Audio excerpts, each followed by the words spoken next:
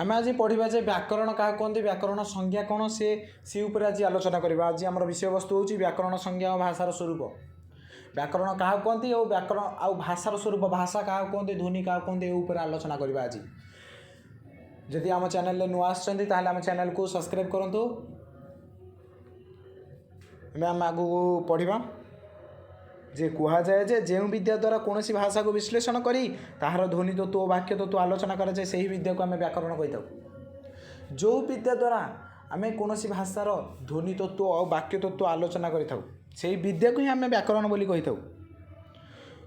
तो देखा जदि मु जो ज्ञान बा जो विद्या द्वारा आम गोटे भाषा को जब विश्लेषण करवा से जो ध्वनि तत्व और वाक्य तत्व को जब आम भल भाव आलोचना करवा से आलोचना जो विद्या द्वारा कले से विद्या को आम व्याकरण बोली कहले। देखिए व्याकरण भाषार आदर्श कथोपकथन लिखन पठन यही विद्यार प्रयोग करा जाए। व्याकरण आमर कौटी कौटी प्रयोग कराए ना कथोपकथन लिखन व पठन व्यवहार कराए। आ व्याकरण आम कहीं व्यवहार करूँ ना व्याकरण कहीं व्यवहार कराए गोटे भाषा को सरस सुंदर कर गढ़ी तोड़ा ही व्याकरण कार्य। भाषा से आम व्याकरण व्यवहार करूँ। तापर आम देखा भाषार संज्ञा और स्वरूप लक्षण और उत्पत्ति। भाषा क्या कहवा प्रथम देखा ध्वनि को आम भाषा बोली कहवा। ताले ध्वनि क्या कहवा ना ध्वनि हेउची कोनोसी नाद बा शब्द को ही आम ध्वनि बोली कहवा। ताहले देखिबा जे भाषा शब्द सर्वदा व्यापक अटे। कोनोसी निर्दिष्ट अर्थरे व्यवहृत होइतिबा व्यापक अर्थरे मनुष्यर भाव विनिमय ही व्यवहृत अंगभंगी इंगित व संकेत प्रदान व कंठध्वनि तथा नीरवता मध्य भाषार अंतर्भुक्त अटे।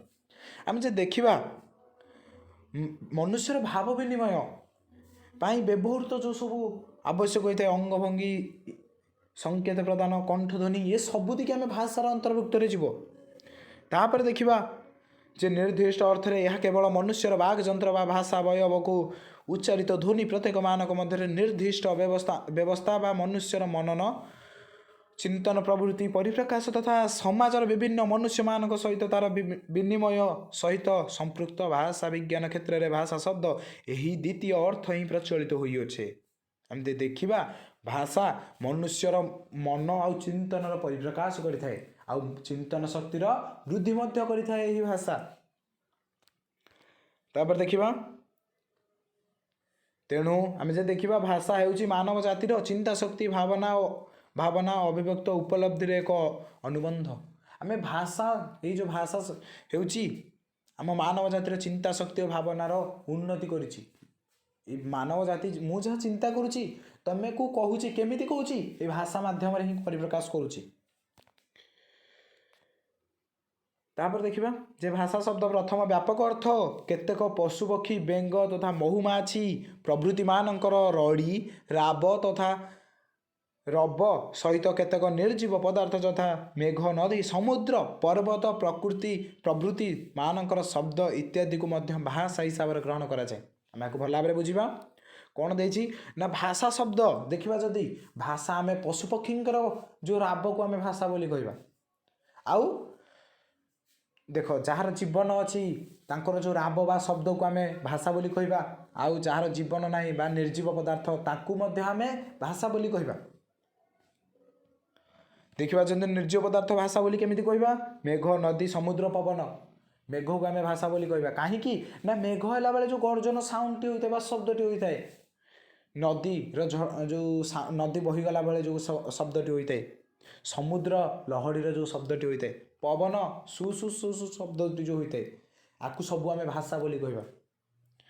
यही सब जो को आमर दृष्टि रखी यही सब को दृष्टि रखी आम जे देखा आम भाषा को मुख्यतः दुईटी श्रेणी विभक्त करा जायछि। यही देखागला जे जहाँ सबू आम चतुर्पार्श्व जहाँ सब घटुची जे सब कौन गोटे शब्द बा नाद को आम भाषा बोली कहे ताल तो विभिन्न प्रकार हे यही सब को दृष्टि रखी आमर ये भाषा को मुख्यतः दुईटी श्रेणी विभक्त करा जायछि। प्रथमतः हेउची व्यक्तवाक और द्वितीयतः हेउची अव्यक्तवाक देछि। प्रथमतः हेउची अव्यक्तवाक बा द्वितीयतः हेउची व्यक्तवाक। व्यक्तवाक आम क्या कहवा और अव्यक्तवाक आम क्या कहवा सेटा देखिबा ना। व्यक्तवाक कहले जो कथारू व्यक्त कहले कौन बुझुच ना व्यक्त कहले स्पष्ट बाक कहले बाणी जो कथा आमको स्पष्ट भाव बुझीपारे जो कथा को आम पूरा क्लीयर भाव में स्पष्ट भाव में बुझीपारे ताहाको आम व्यक्त वाक्य कहवा। अव्यक्त कहले अस्पष्ट, बाक कहले बाणी। जो कथा को तुम स्पष्ट भाव में बुझीपारुन, अस्पष्ट बुझीपारुच माने स्पष्ट भाव में जो कथा को बुझीपारुन ताहाको तुम अव्यक्त बाक बोली कहब। ताहले आर उदाहरण मध्य देखिदेबा। आर तो संज्ञा चाहिए क्या कहुचे तापर देखिबा तार उदाहरण ना। व्यक्त वाक्र उदाहरण होउछि मनुष्य ना, मनुष्यर कथोपकथन व्यक्त वाक्र ही जीव। कहीं ना मनुष्य ये जो कथोपकथन को आम बुझीपारुचे स्पष्ट भाव में बुझीपारुचे, तेणु जो कथोपकथन को आम स्पष्ट भाव में बुझीपारुचे कथा को ताहाको आम व्यक्त वाक्य बोली कहवा।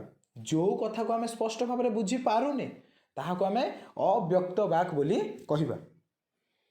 ताहले अव्यक्त वाक्य कौन जीव ना पशुपक्षी राब, नदी, मेघ, समुद्र, पवन ये सबूर साउंड बा शब्द देखिए जदि ये सब कौन जीव अव्यक्त वाक्य जीव। कहीं ना एथुरु किछि कौन सीटर माने स्पष्टता प्रकाश पाऊना। ये जो शब्द रु कौन किछि भी आमको बुझा पड़ुनी कौन कहते काउ राबुची का तो ये जो राबरू आमको किछि बुझा पड़ुनी। तो जो थुरु आमको किछि बुझा पड़ी न थाए ताहाको आमे कौन कहताउ अव्यक्त वाक् बा अस्पष्ट वाणी। व्यक्त वाक् और अव्यक्त वाक् पूरा क्लियर हो गलु। तापर आमे आगु बढ़िबा।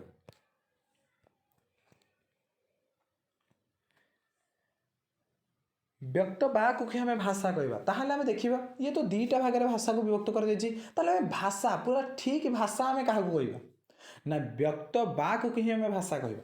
जेभली व्यक्त वाक्र उदाहरण कौन देथिली ना मनुष्यर कथोपकथन को आम भाषा कहवा। व्यक्त वाक्य जदि आम भाषा कहवा ताहले व्यक्त वाक्य कौन जीव मनुष्यर कथोपकथन बा मनुष्यर जो कथबार्ता सी जीव व्यक्त वाक्य तो ताकू आम भाषा बोली कहवा। हाँ ताकू आम भाषा बोली कहवा। यही व्यक्त वाक्य हेउछि भाषा विज्ञान अधीतव्य भाषा। आम जो देखिबा ये भाषा विज्ञान क्या आम भाषा बोली कहवा ना व्यक्त वाक्य को भाषा बोली कहवा।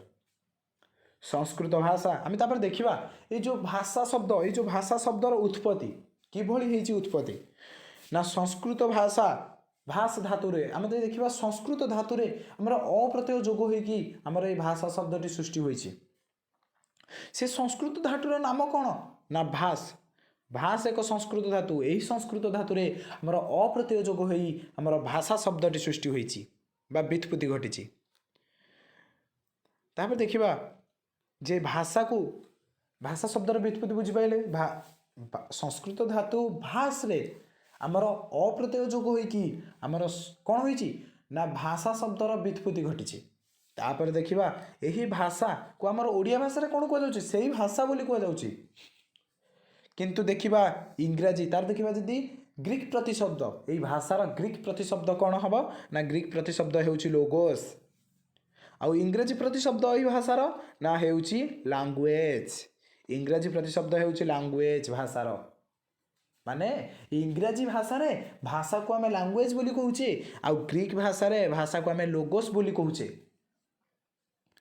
तापर देखिबा ग्रीक भाषा रे यही लोगोस रो अर्थ कौन ना देखिबा जदि लोगोस रो अर्थ कौन आम तो लोगोस बोली कहूचे तापर देखिबा ये लोगोस रो अर्थ कौन बुझी पारछ कि नै सबुठु गुरुत्वपूर्ण सबु जिनिस रो अर्थ प्रथम बुझिबा जे लोगोस रो अर्थ कोनटा ना लोगोस रो अर्थ हेउछि चिंता शक्ति बा ज्ञान।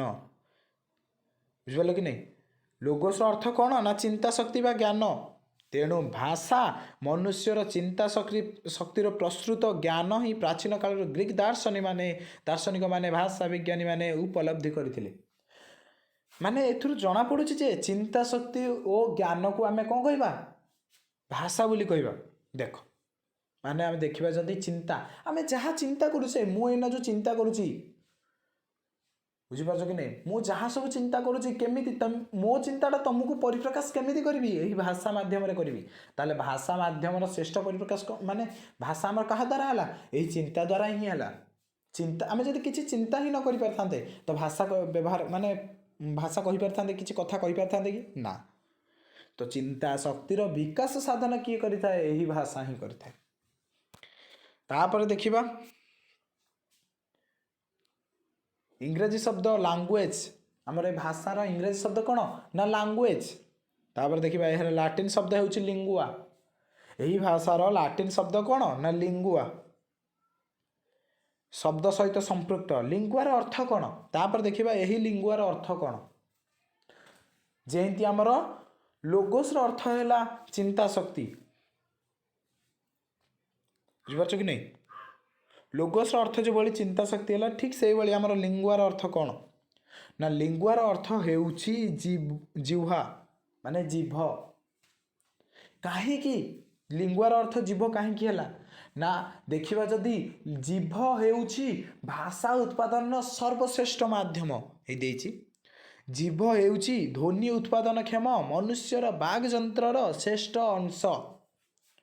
तेणु लिंगुआर अर्थ जीभ अटे। लिंगुआ को कुहागला भाषा उत्पादन सर्वश्रेष्ठ माध्यम मध्य भाषा बोली कुआ जाई परिबो।